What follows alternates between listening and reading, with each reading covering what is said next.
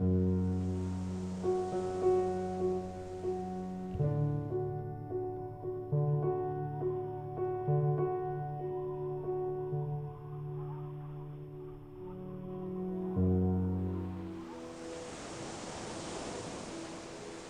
research was set up to explore young people's experiences and perceptions of poverty, social exclusion and inequality in Shetland.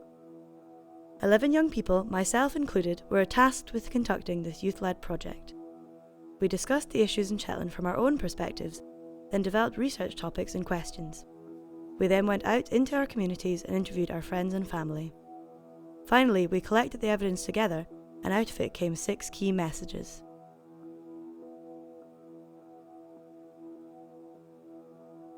The issues raised in the research have personally affected some of my fellow researchers. These are their stories.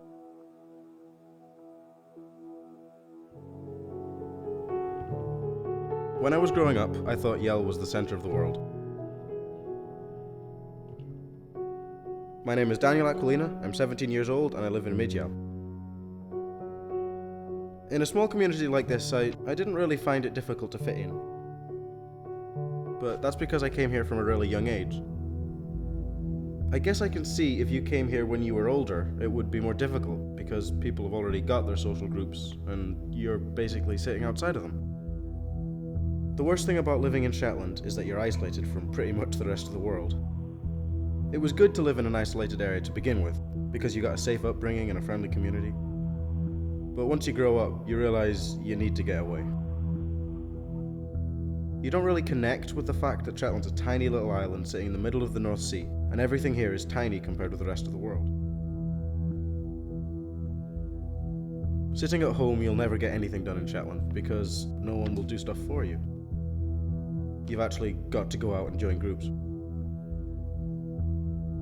We basically found out that not many people know about poverty in Shetland. They assume that when you say poverty, they think kids begging in the streets and that sort of thing. But it's not always the case. It's sometimes more difficult to see.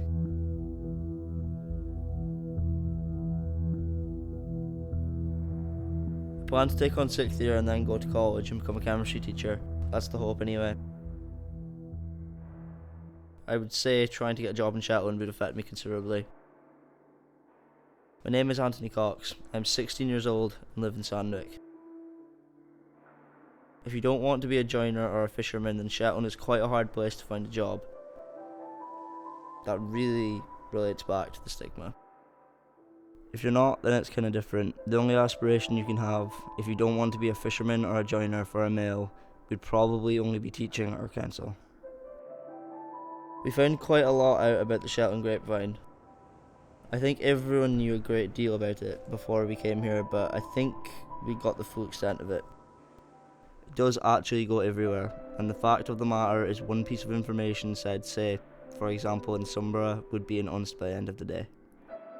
I would say someone's past would definitely affect them in their life on the Isles. Say there was a drug abuser, for example, there was a heavy drug abuser, and they did eventually get off it. I still reckon their past would affect their future in Shetland. I hate the Shetland grapevine. I mean, if someone gets labelled, it's kind of ruining their opportunities, which I think is a great shame, but the Shetland grapevine is something that is never going to be overcome, I think. I would definitely come back to Shetland. I mean, there are a lot of down points to Shetland, but the fact of the matter is that at the end of the day, it's a safe place and there's a lot of great qualities.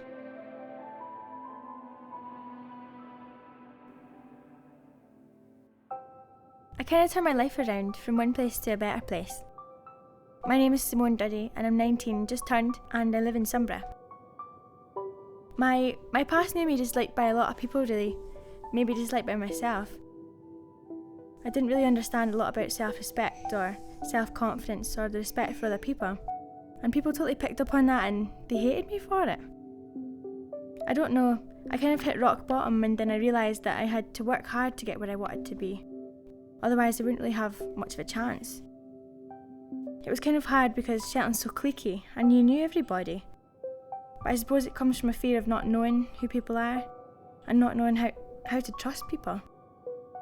It can be really damaging, the Shetland grapevine, and can affect a lot of people in such a sense, but everybody knows everything and it's hard to get away from stuff like that. And lately I've been reading the papers, and all I've been hearing and seeing is people that I know, and it's heartbreaking enough hearing about it from your friends, but seeing it in the paper all the time, these people are getting put to jail, or they're on drugs, or they're constantly getting their name put back in the paper. And because Shetland's such a tight-knit community, everybody's going to know, and it's really damaging for people. And it's hard to come back from something like that. It's hard to rebuild yourself when people already have an image of you. But it can work in a really positive way as well. If somebody knows you're in trouble, people will be at your back to help you. That's a good thing about the Shetland grapevine. The way I've changed my life around, then people have forgiven me, which is really good. Not saying it wasn't hard before, because they pushed me out, because of who I was. But I'm definitely seen as different now, and I'm grateful for it.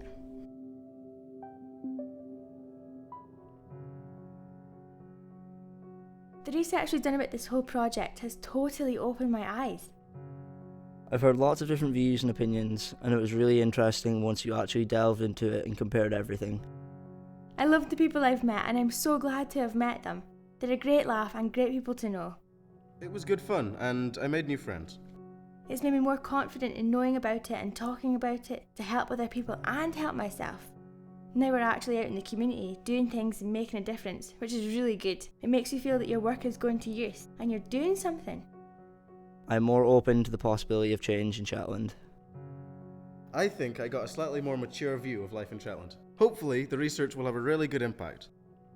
I think I've accomplished a lot from it. I feel proud of myself for doing it. I think I'd recommend it for anybody, to learn about your community and to get stuck in, because it makes you feel more a part of things.